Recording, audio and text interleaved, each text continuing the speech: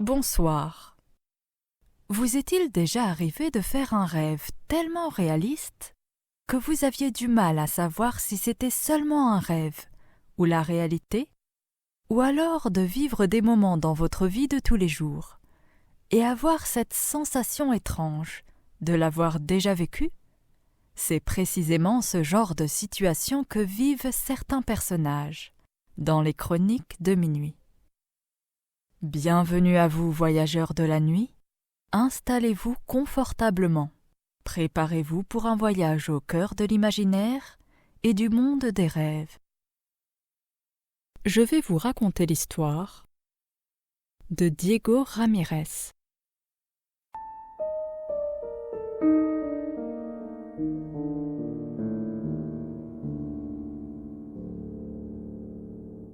Diego est un jeune comédien. Il vit à Carson City dans le Nevada. Son plus grand rêve est de devenir un grand acteur. La journée, il travaille comme technicien. Et le soir, il suit des cours d'acting dans le même théâtre où il travaille. De temps en temps, il participe à des castings pour apparaître en tant que figurant dans des films ou des séries. Il est plutôt doué dans ce qu'il fait. Mais il y a juste un petit problème. Au moment de son passage sur scène, il est pris d'un terrible trac qui lui fait perdre tous ses moyens. C'en était devenu très compliqué, car il n'était jamais rappelé par les directeurs de casting. Son professeur, le voyant peiner ainsi, lui prodigua un conseil. Il lui expliqua que le trac était normal pour les acteurs débutants. Tout le monde passe par là. Il lui suggéra cependant de trouver un moyen qui l'aiderait à jouer malgré cela.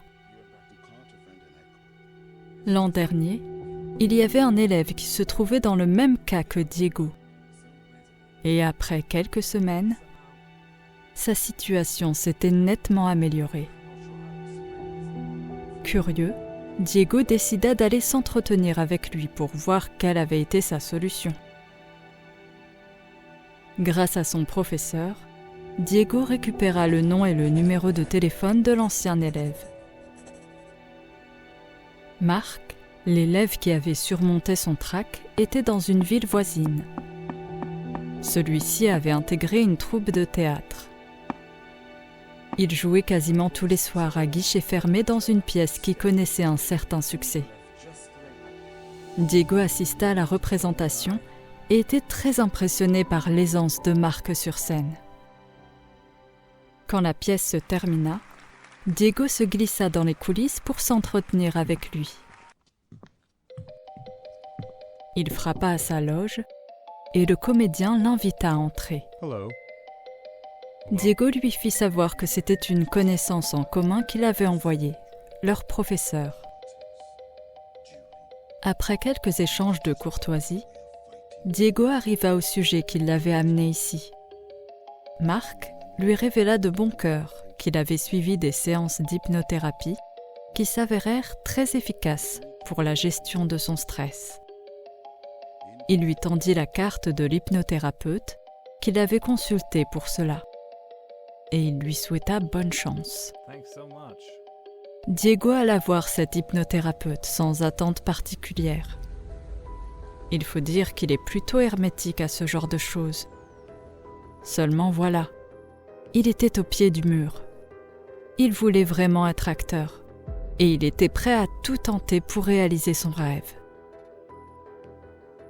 Diego arriva devant l'entrée de l'immeuble où se trouvait le praticien. Il était un peu hésitant. Mais il finit quand même par sonner à la porte. L'hypnothérapeute l'accueillit et lui posa tout un tas de questions sur le motif de sa venue. Diego expliqua alors sa situation. L'hypnothérapeute prit quelques notes et peu de temps après, il commença sa séance. Il demanda à Diego de se détendre. Il le guida dans ce qui semblait être une sorte de méditation.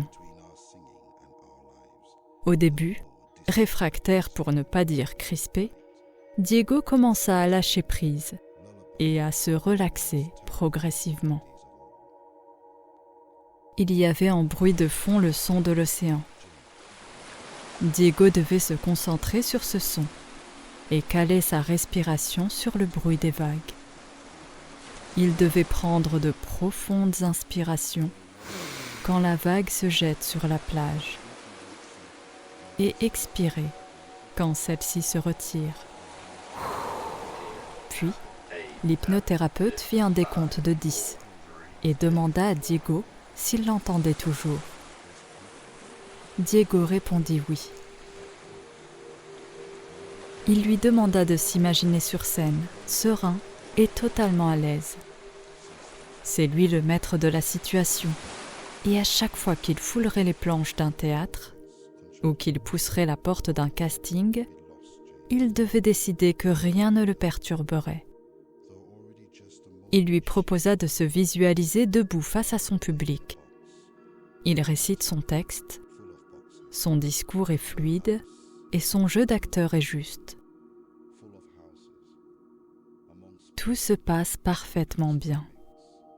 Même s'il ressent du stress, celui-ci ne l'affecte en rien, ni lui, ni sa prestation.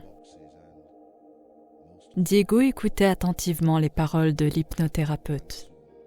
Ces mots résonnaient dans son esprit, et il se voyait véritablement sur scène, dans les mêmes conditions décrites.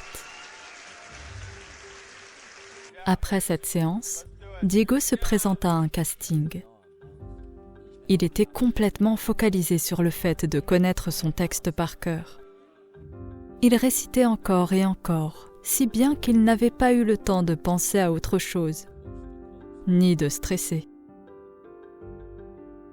Il passa le casting un peu nerveux, mais il réussit à garder son calme malgré tout.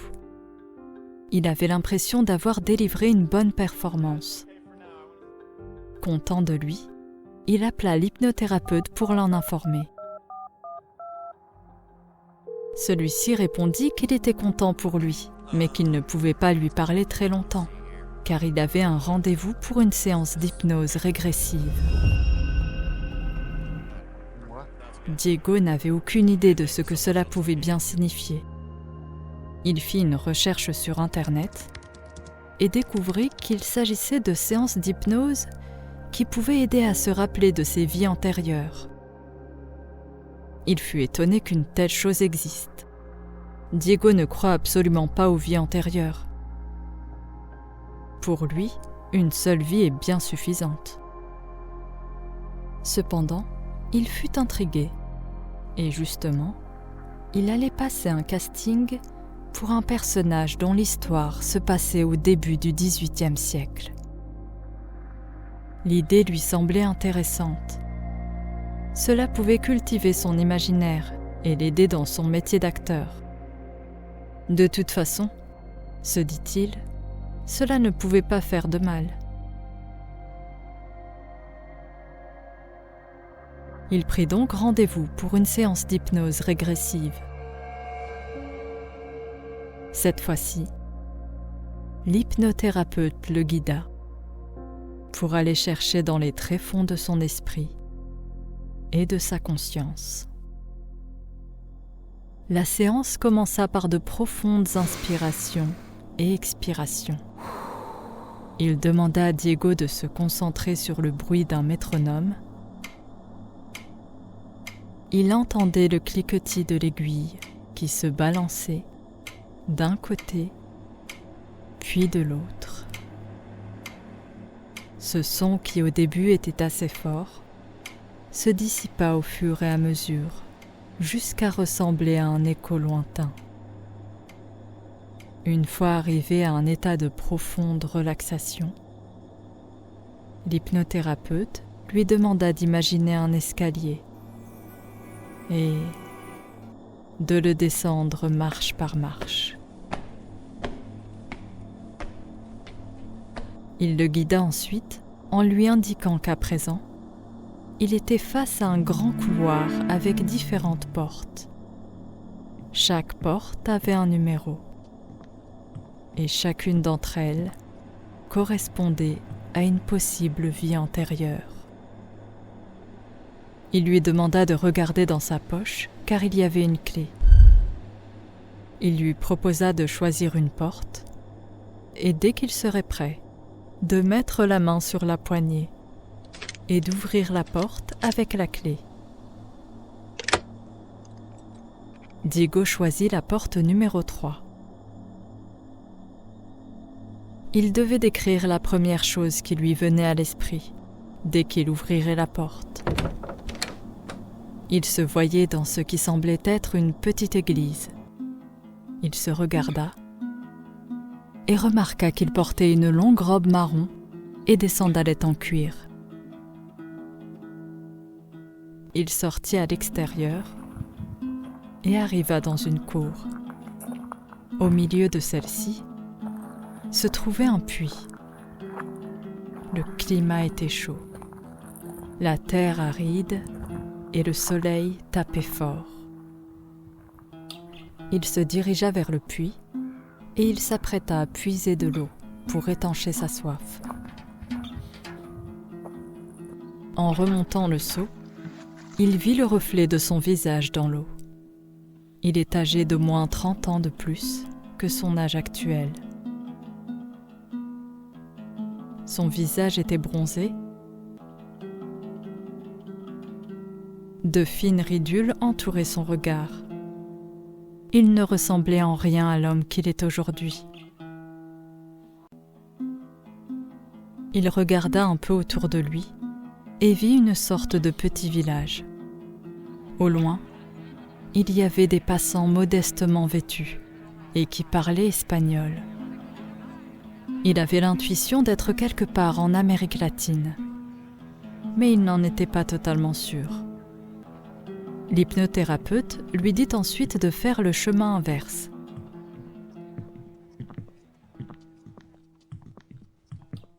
Diego se redirigea vers la porte et la ferma derrière lui. L'hypnothérapeute lui demanda également de fermer cette porte à clé. Mais, au moment où il prononça le mot « clé », un bruit extérieur couvrit sa voix, si bien que Diego ne referma pas la porte à clé et remonta directement l'escalier. Puis, l'hypnothérapeute refit un décompte et demanda enfin à Diego d'ouvrir les yeux. Au début, il pensait s'être assoupi et avoir rêvé. Il n'était pas vraiment convaincu par l'expérience. Pour lui, il avait seulement imaginé cette scène et rien de plus. Il se rendit compte que son imagination était plutôt débordante, ce qui était une bonne chose. Diego retourna à sa vie et ses activités de tous les jours. Mais son quotidien commença à être bouleversé par d'étranges événements.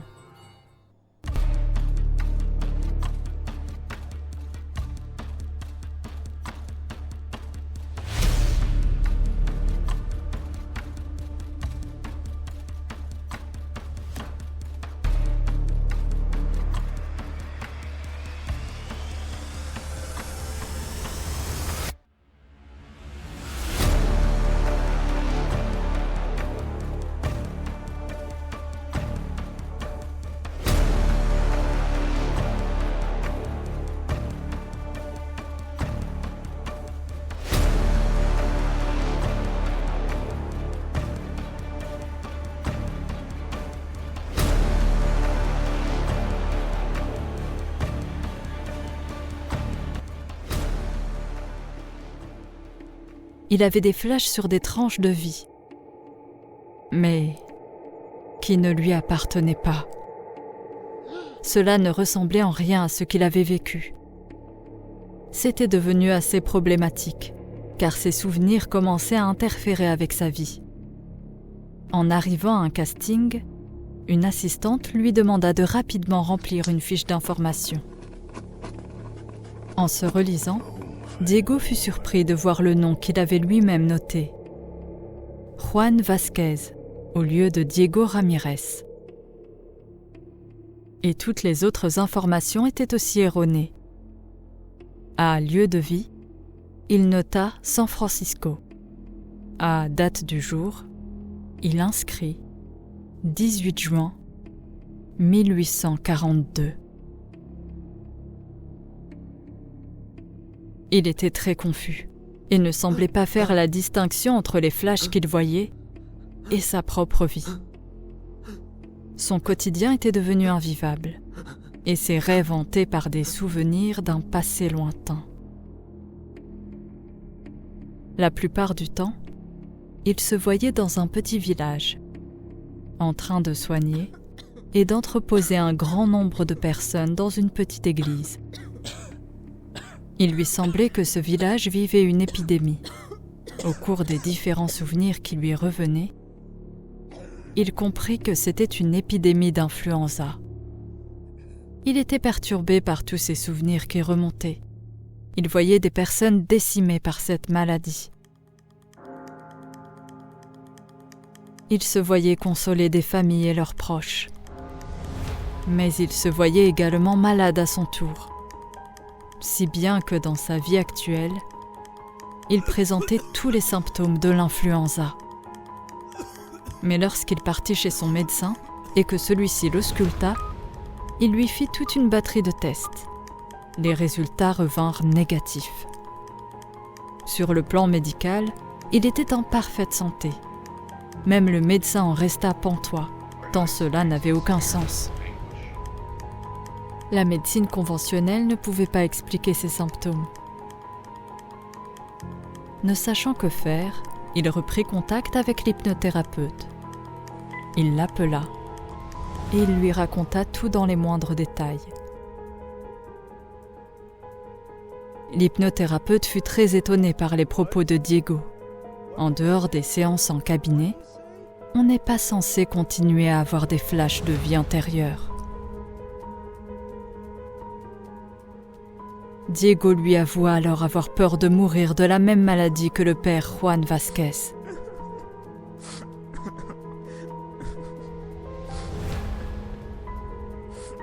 Il commençait à sombrer dans une sorte de paranoïa.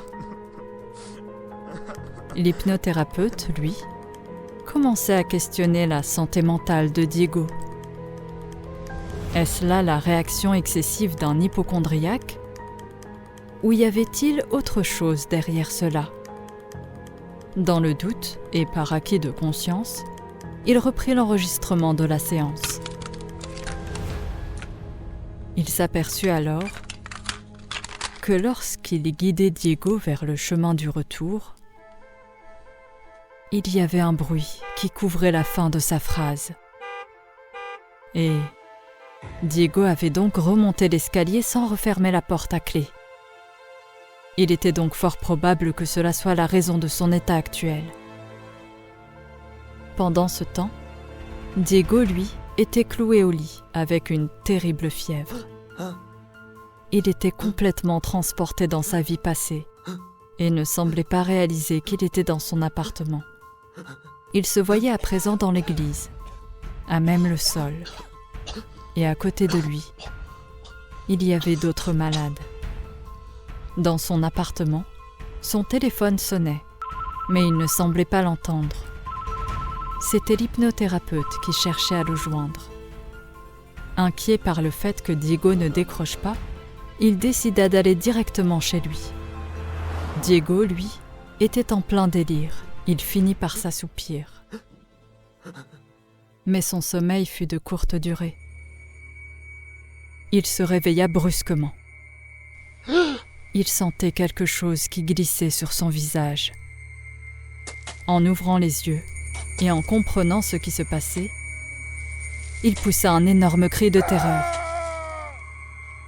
Il était dans une tombe et quelqu'un le recouvrait de terre.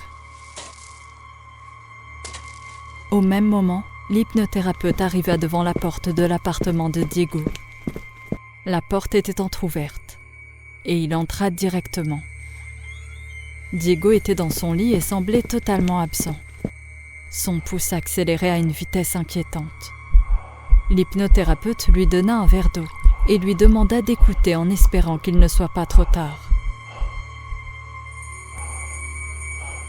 Il posa le métronome sur la table de chevet et tenta une autre séance. Il réaccompagna Diego dans le passage vers sa vie passée. Il lui demanda d'ouvrir la porte. Il lui dit de regarder attentivement et de dire adieu à cette ancienne vie qu'il avait vécue en tant que Juan Vasquez. Puis, il le guida sur le chemin du retour. Diego ferma la porte derrière lui, mais cette fois-ci, avec la clé. L'hypnothérapeute lui demanda ensuite de laisser la clé devant la porte et de remonter l'escalier. Il procéda au décompte et demanda à Diego d'ouvrir les yeux.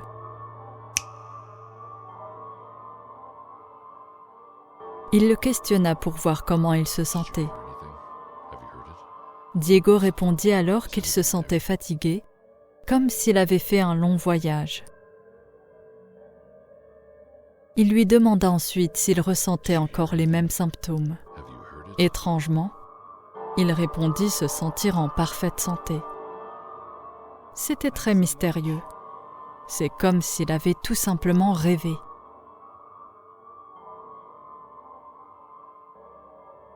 Diego demanda s'il était possible que ce soit son esprit qui lui ait joué un tour. L'hypnothérapeute, perplexe, ne savait plus que croire, car pour lui, ce qui venait de se passer avec Diego était troublant.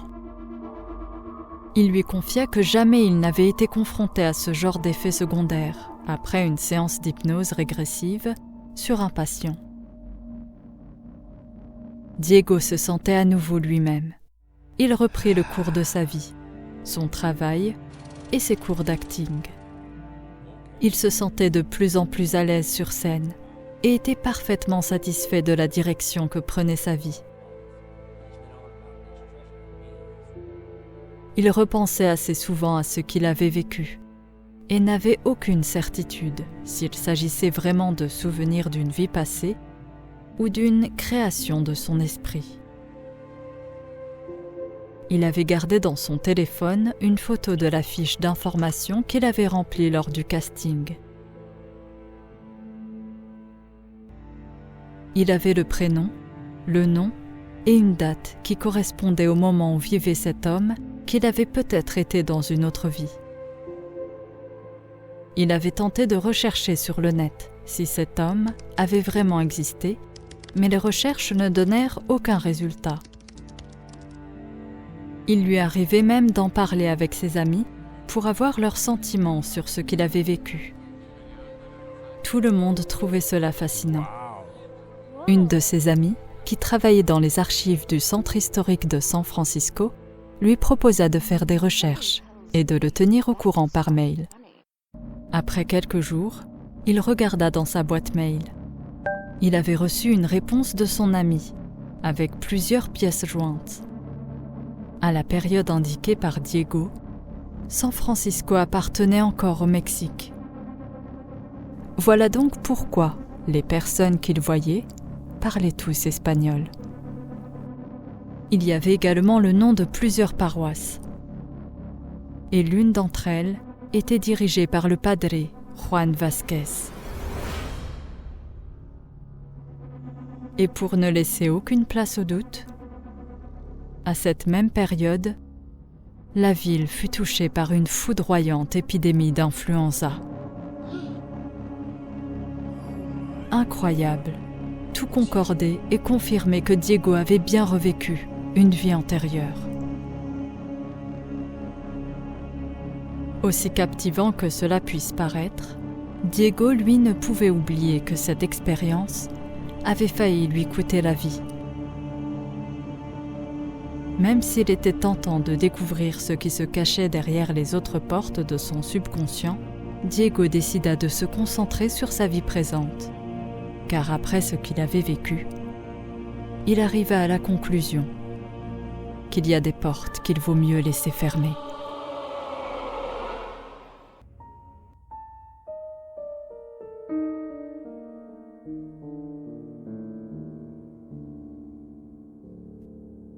Merci d'avoir suivi cet épisode. N'hésitez pas à mettre un pouce bleu et à vous abonner.